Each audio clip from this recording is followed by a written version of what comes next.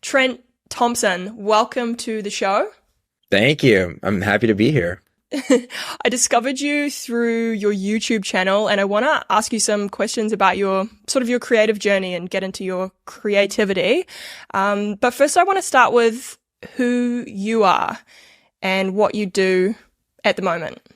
Yeah. So I am a husband and a father first. I've been married for 10 years. This December would be 11 years. I actually got married when I was 19 years old. And I have 4 kids.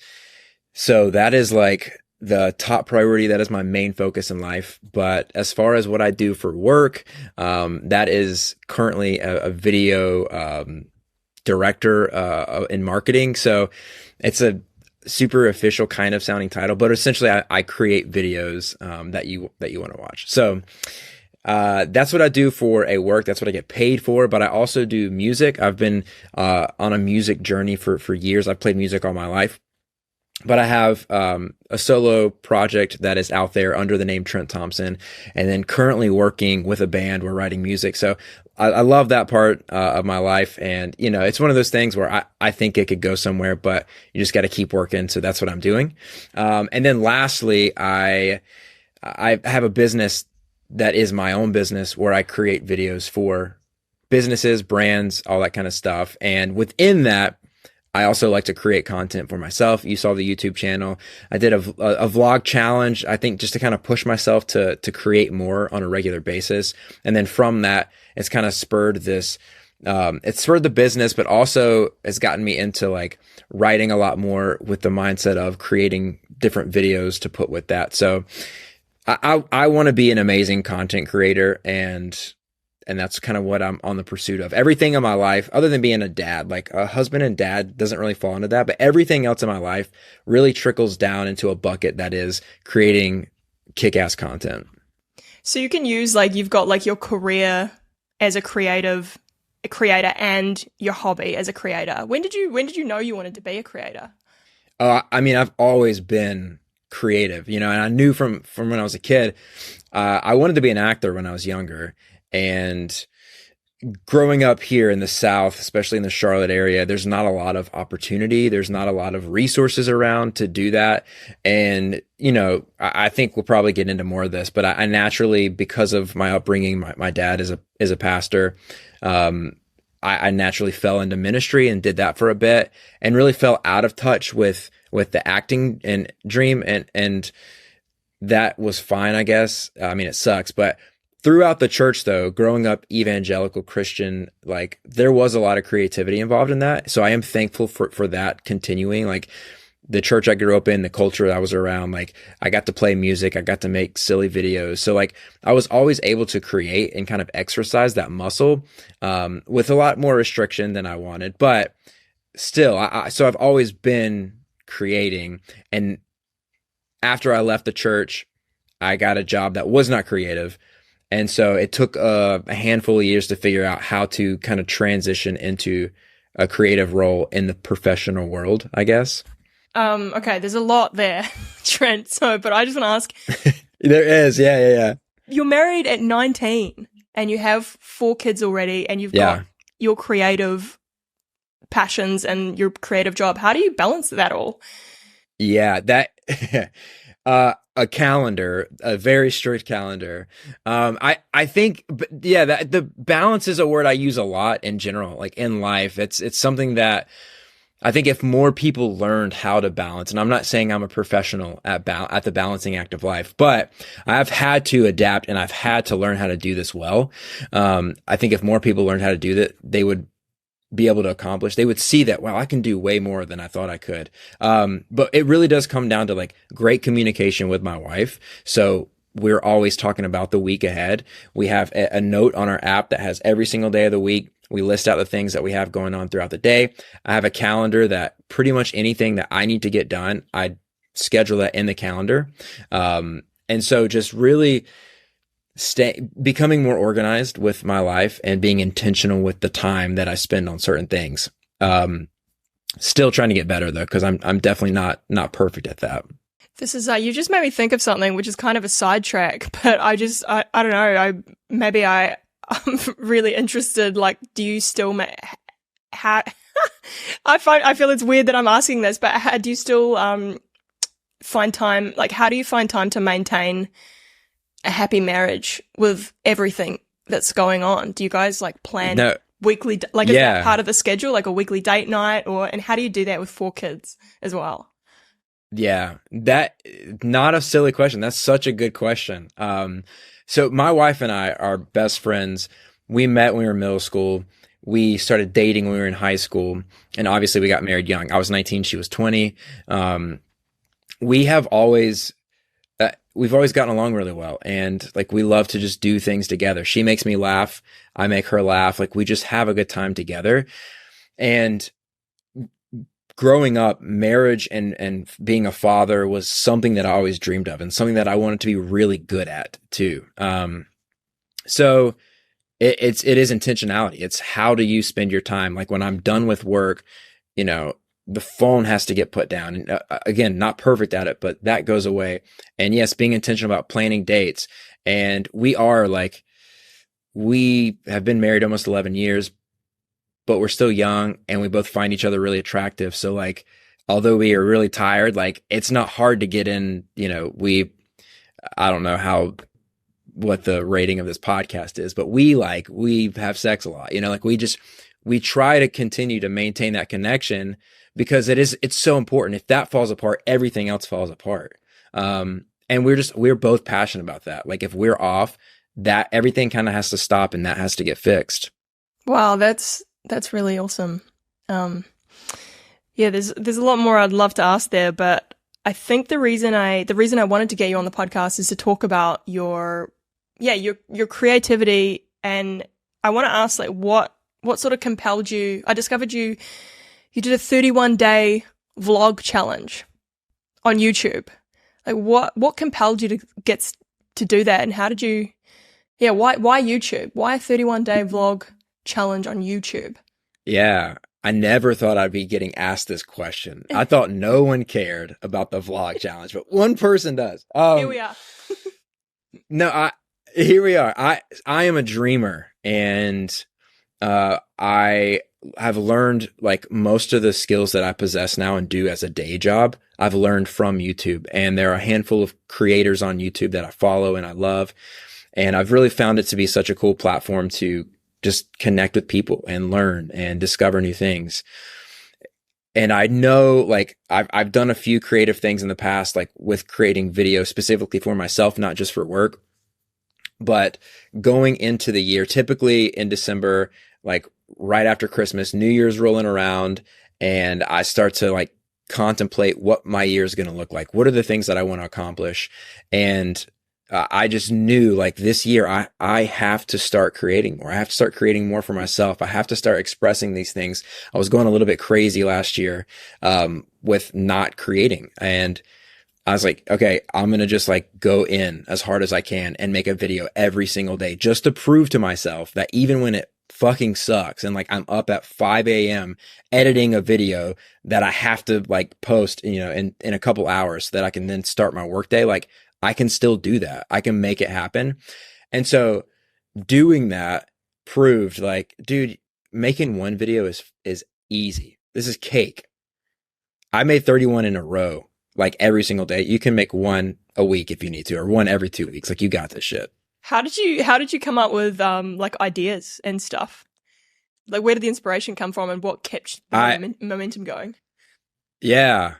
So first I started out with a list. Like, all right, I'm going to plan this out before January hit. I wrote down like probably 15 different topics, and I was like, I'll get the rest. Like I'll write down the rest later. And I was like, all right, day 1, what's the topic? Okay, perfect. Let's talk about it. Day 2, what's the topic? Okay, sweet. Day 3, completely just didn't look at that list ever again. And I just kind of rolled with stuff that I was feeling, like anything that was inspiring. I mean, like, I feel like halfway through the vlog, I'm just like, hey, I'm still doing this. I'm here.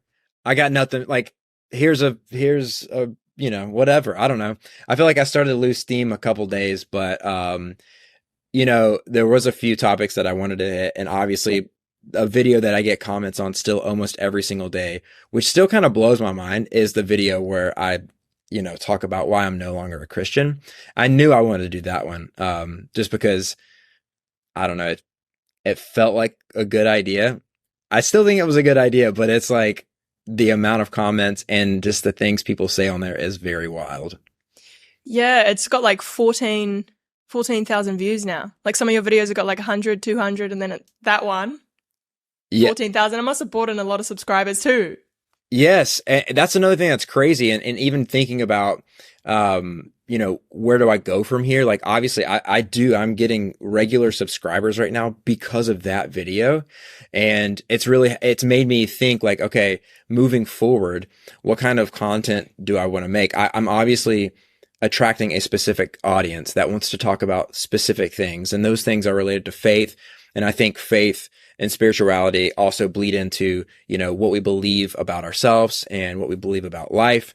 So I've contemplated, I've sat down with, that idea and really just tried to figure out, okay, where do we go from here? And I've got a plan and I'm pretty excited about where we're going. So what, I want to like unpack that video, why I'm no longer a Christian. And I'm wondering, can you walk me through that journey and perhaps start with how you became a Christian in the first place?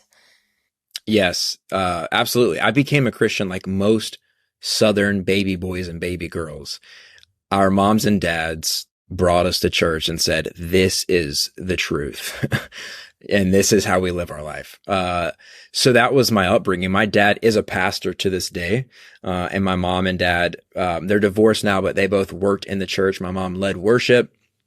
So she was on stage every week, and I was pretty entranced by it. My personality is, I guess, naturally drawn to, that kind of stuff. Like I like to talk about the deep stuff in life, and I feel very deeply about things.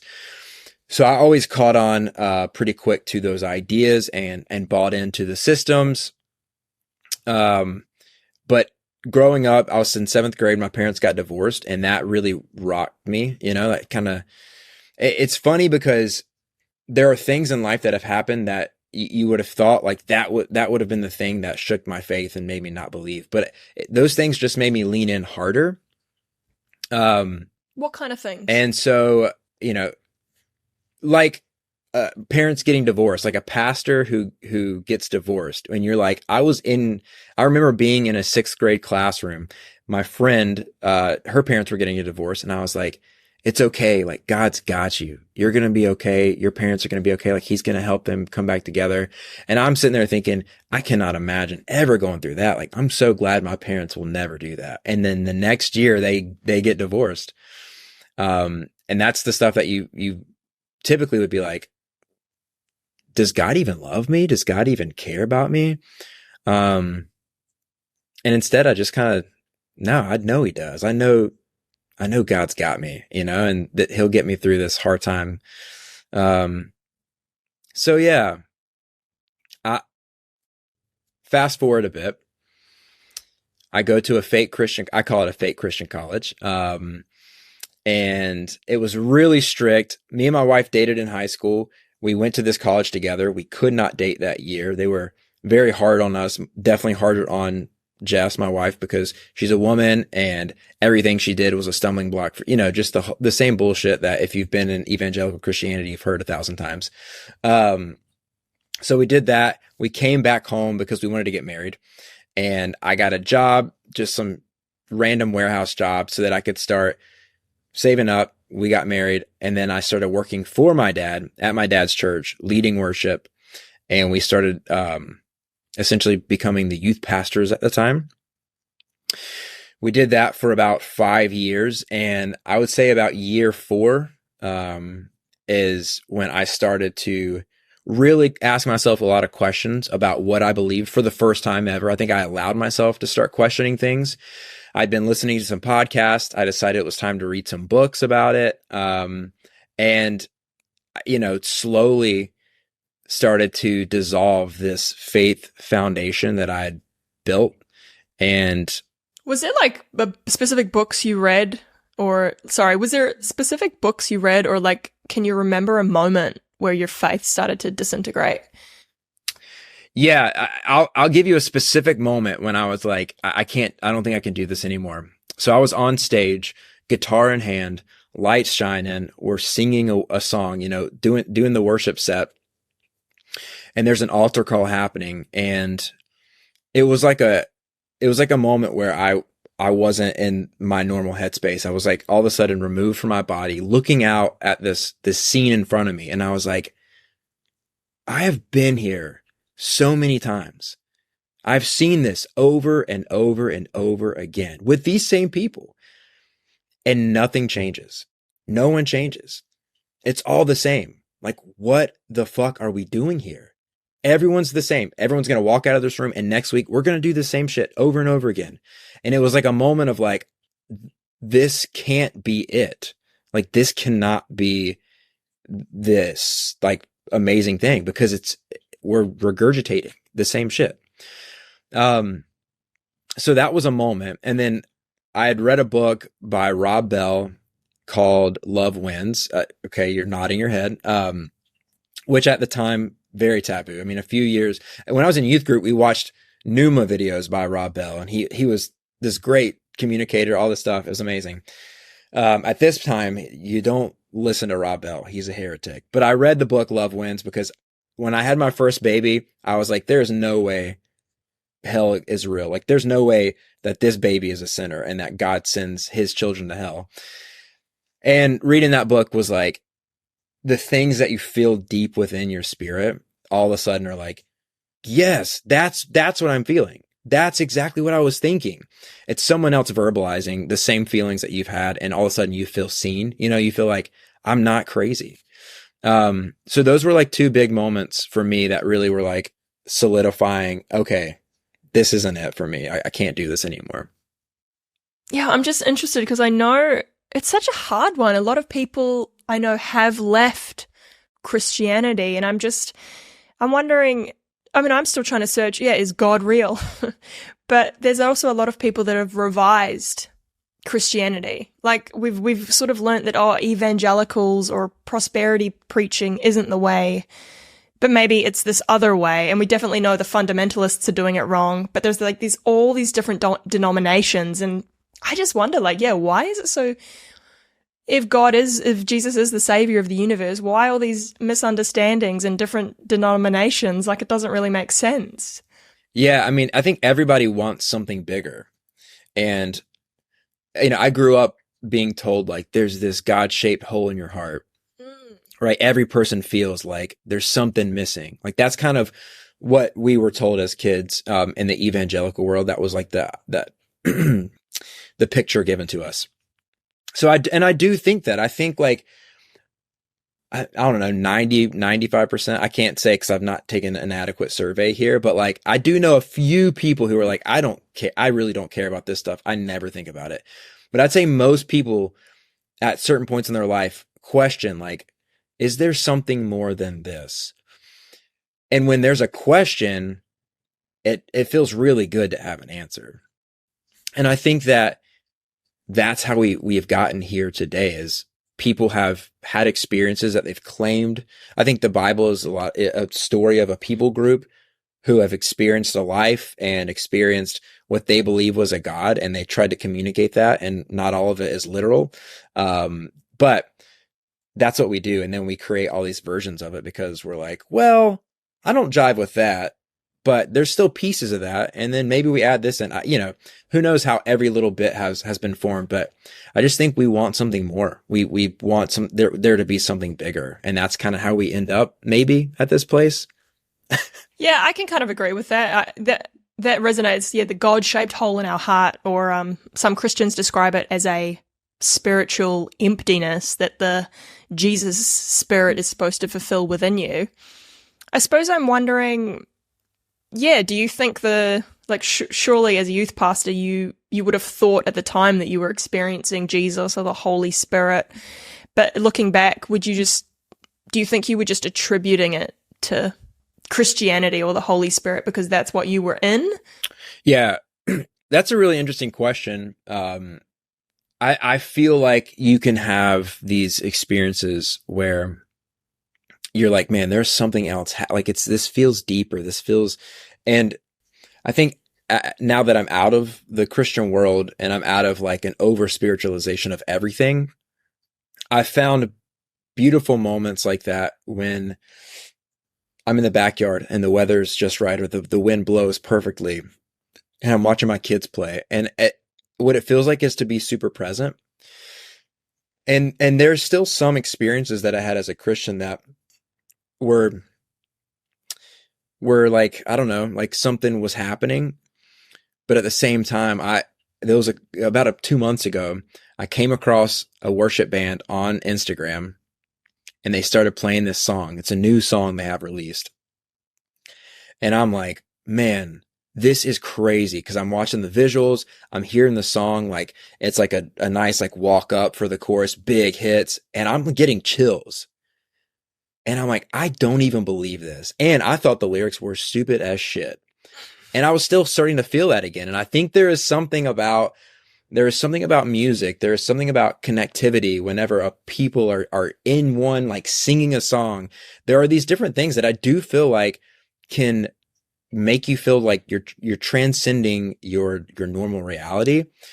And I think too, when you really believe it in your mind, like you're like, this is so real. I am connecting with God right now. I think just there's something that happens in your brain that just says, this is it. Yeah, I get what you're saying about music. I often can get really emotional and feel really euphoric when I listen to music. Kind of like when you're on drugs. But yeah, when you're a Christian, you attribute everything to, it's Jesus, or this is Jesus, or like, you meet someone and it's like, it's a divine meeting. Yeah, because I sort of grew up in the church as well. I was going to ask, I know you're interviewing me, but I have to ask, like, a little, I'm sure there's a lot more out there on you, like throughout your podcast, but you know, what's a little taste of your spiritual experience? How did you grow up? And I mean, Australia, you're from New Zealand? Yeah, I'm from New Zealand. Okay. So now you're around, like, Hillsong is huge in Australia. Well, that's right? Actually how I met God, at Hillsong, which is kind of crazy, right? Because it's the all the pastors are having affairs, and it's like, what the heck? Yeah. Old mate, as dad of the father of Brian Houston, was a pedophile. Brian Houston kind of threw it under the rug, called it like a moral failure. But I think they're all getting charges pressed against them now. But it was quite interesting. Yeah, I went to Hillsong when Brian Houston was preaching, and I used to take the word, and I was like, I used to feel motivated, but now I'm just like, is this just religious fervor?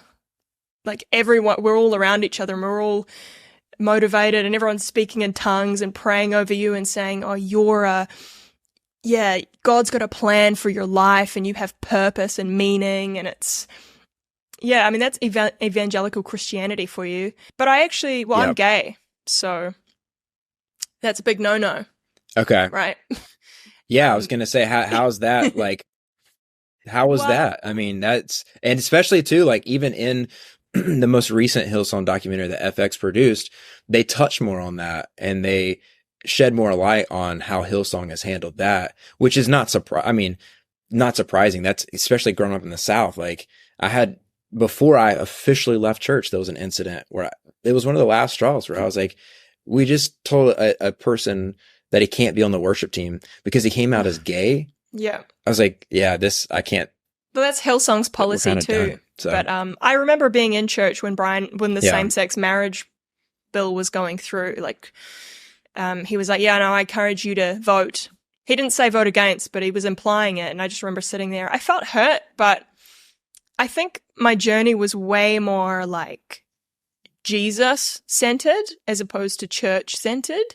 Yeah. And I would still, I mean, even today, like, I would say I've either got a relationship with Jesus or I'm batshit crazy. Like, I don't know, but part of my Christian life is pursuing that and not just being certain, yes, he's definitely real.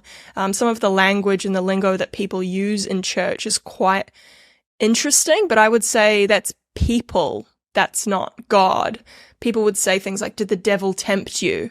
Like with drugs or alcohol. And I'm just like, that's not even what sin is. Like I see sin as something that really deteriorates your soul. And I believe only Jesus can show you what that is. I don't know. I mean, I was thinking about it last night. Like, I know I'm interviewing you, but whatever. But yes, no, this is what I'm here for, though. This is good. This is good, and then we'll do some back and forth. But I thought about it last night, and I was like, the purpose of the Christian life is to be convicted of sin. But I never saw it as a bad thing. I see conviction of sin as recognizing what hurts you. And then confession is agreeing with God, and then repenting is turning away from it. So it's like this, that's the process of sanctification, right? And I see that as a wholly positive thing. I don't see it as you're a sinner, bad girl, like, or don't enjoy the pleasures of life. Like, part of me sees, not sinning is so you can live a more full life. I think people have misinterpreted what sin is. And I feel only Jesus can truly show you what it is. I know it's through the Bible as well, but a lot of homosexuality is mentioned in like a vice list. And I don't feel convicted of like a monogamous, consensual, loving same-sex relationship. I don't feel convicted of that. And I'm sort of at peace with that at the minute. But I suppose back to what I said before, if God is real, if Jesus is the savior of the universe, then why is it so fucking hard? Like, why all the misinterpretation and finger pointing? And that doesn't make sense to me. Yeah. And I mean, like you said, like people, our egos, what we want, like that really does dilute the thing. But in general, I personally, I feel like there's so much that from the start of like the ideology of sin and Christ, like there are things like that I just still can't fully get down with. But I also think like if it's working for you and you're healthy, if you've got practices that are good and actually healthy for you, and if you believe and view yourself in a positive light, that's great. I think it works for you.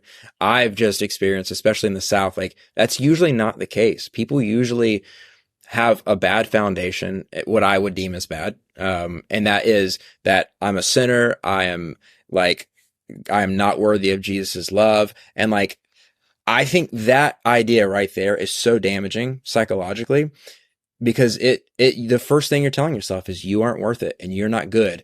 And I think that is so limiting on your life. I just truly, I've not only do I believe it and I've experienced it myself, but I see it in people's lives that I know still today. Some people that aren't even Christians anymore, I still see that belief that they can't shake, that they're no good. And that was handed to them. Bizarre, because it's like so counter to what the gospel or the crux of Christianity shares. Like, oh mate, Jesus came and died because he loved us. So I don't understand how people can start preaching, oh, you're not worthy, when it's like, I'm still waiting to feel this sort of overwhelming love that people talk about. God loves me. God is good to me. I feel like people really taint that.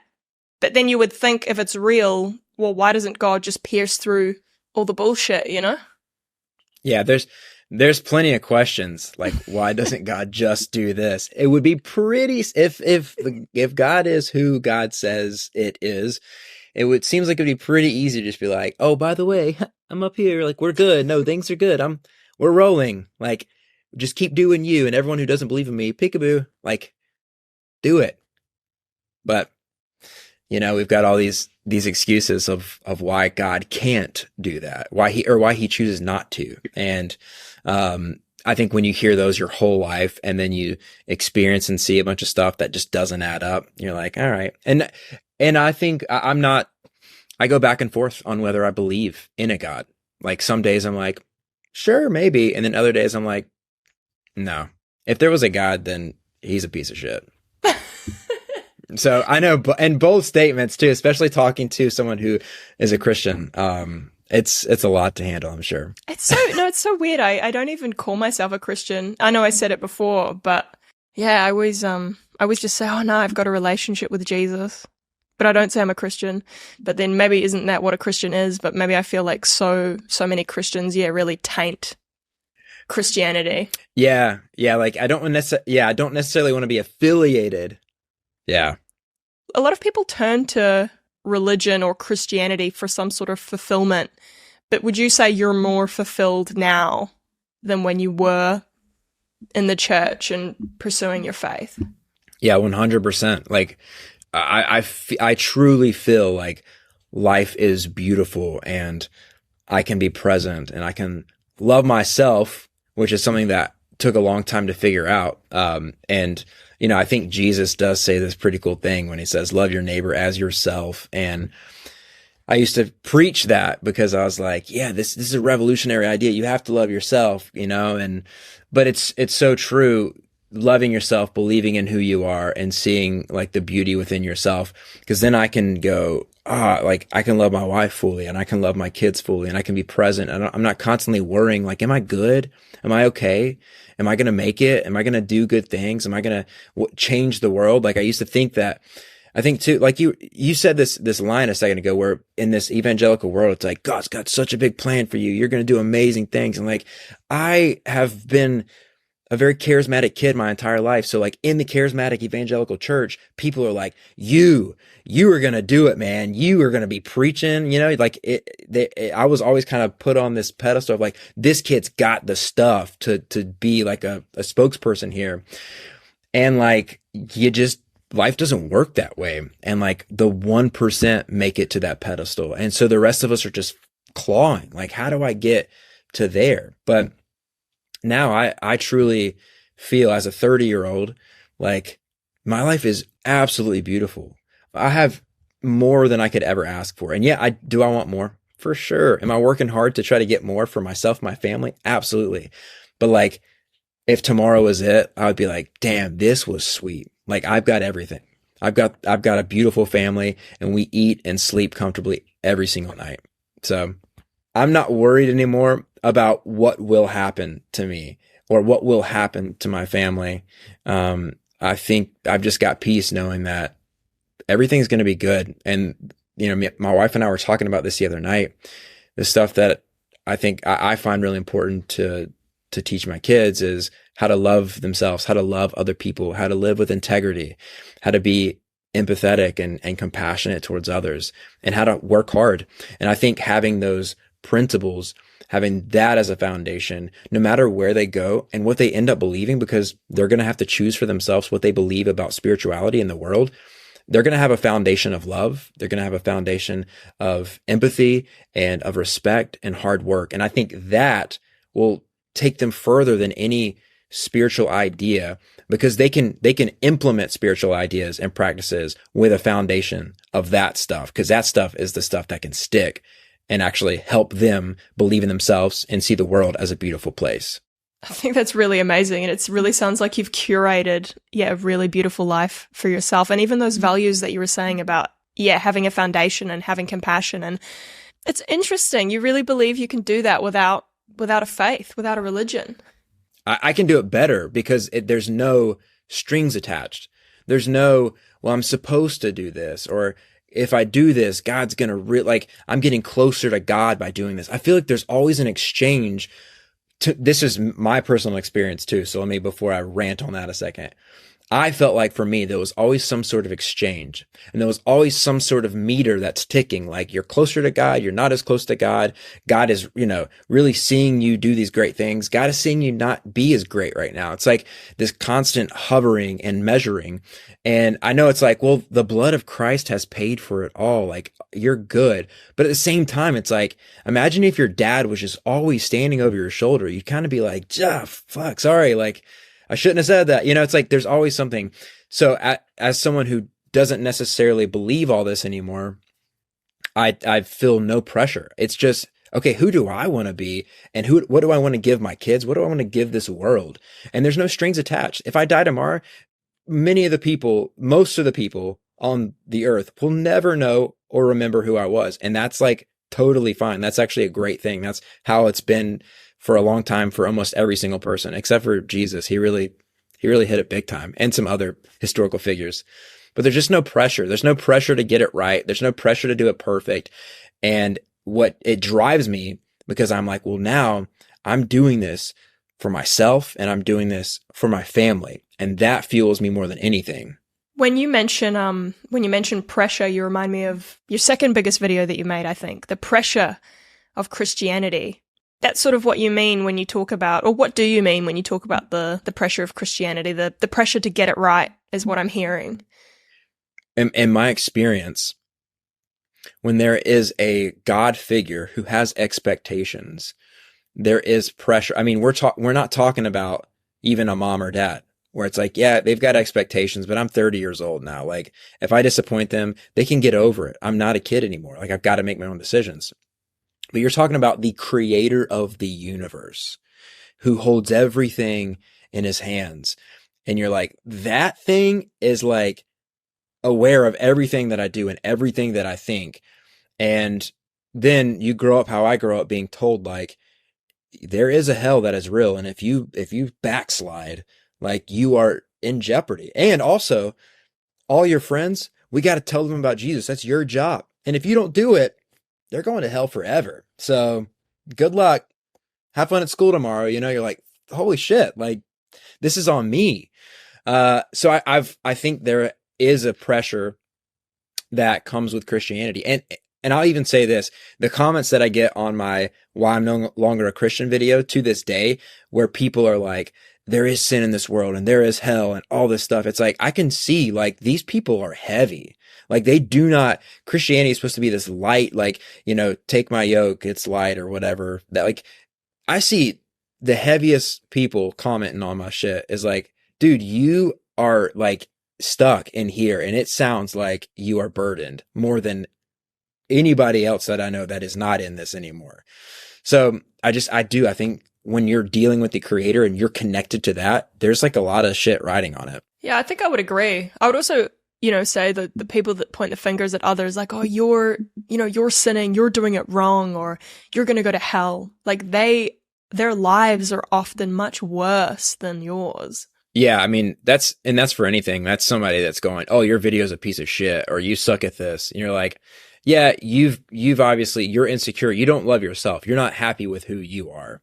And I think with faith, it is the same. And it's also a little different because we're told we are to defend this faith.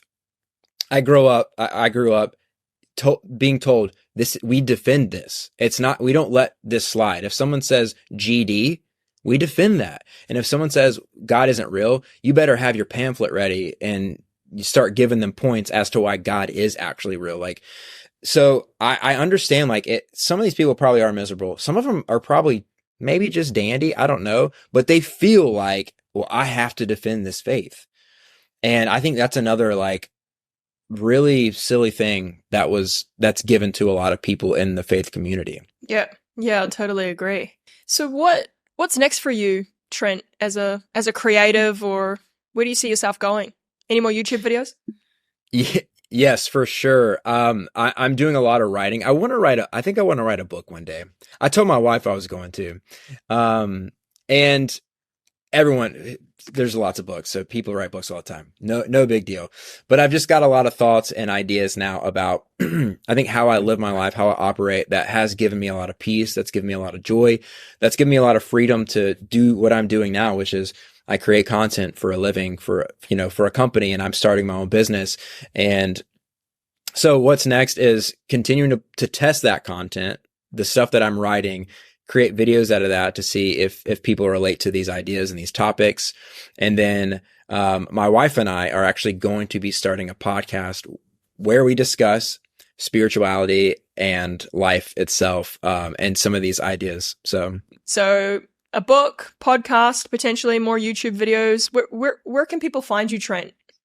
Yeah, that's a great question. You can just search Trent Thompson on YouTube. You should be able to find my channel. And then if you want to look me up on Instagram, Trent Thompson Music. And then also check out Guide Creative. That is my company where we create videos for brands and businesses that people actually want to watch. So, you can find me and my work there. And then the YouTube channel, that's where the podcast will be dropping, as well as Spotify and stuff too. But we're going to do a video podcast for this as well. So follow along. It's going to be exciting. Awesome, man. Thanks so much for coming on the show today. Melody, thank you for having me. It was so good to meet you. And I'm excited to follow along your stuff now that I've already watched a few videos and the podcast, and stoked at what you're doing. I think these conversations are awesome. So thank you. Thanks. I appreciate it.